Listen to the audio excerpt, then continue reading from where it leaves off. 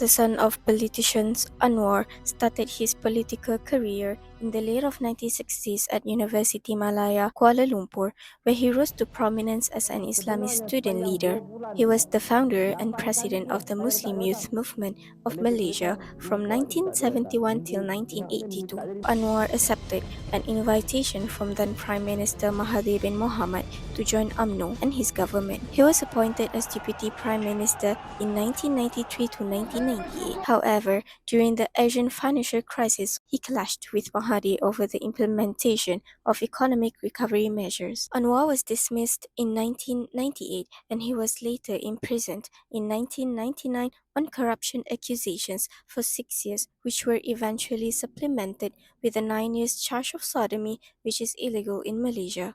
Citing insufficient evidence, the Malaysian High Court reversed Anwar's sodomy conviction in 2004. However, the accusations of sodomy were leveled against him prior to the 2008 elections, and he was convicted and sentenced to 5 years of prison by Federal Court of Malaysia. In 2018, Mahathir took over Najib's administration that was entangled with the alleged embezzlement from a state development fund. Mahathir declared that he would work to secure royal pardon on Anwar's behalf. On 11th of May 2018, the request had been granted by the king. Anwar was released 5 days later.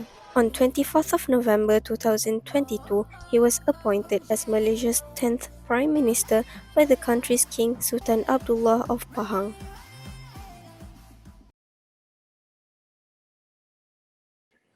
Despite facing significant opposition, how do you think Anwar Ibrahim managed to sustain his leadership?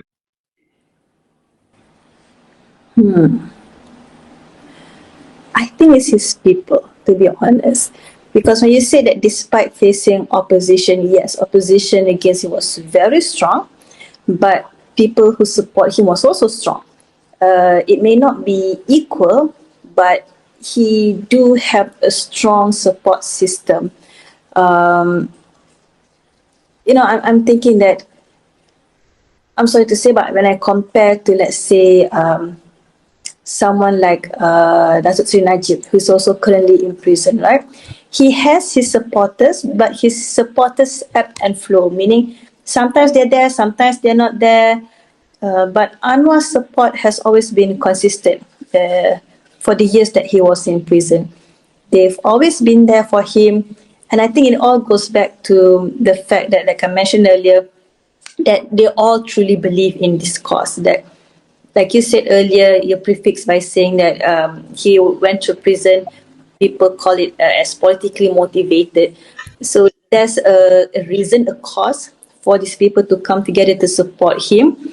So despite the opposition that he faced, I think that the support from his people gave him strength to continue on, rather than being left forgotten. But he was welcome as a hero. When he came out, he was welcome as a hero. This allowed him to propel further, I think.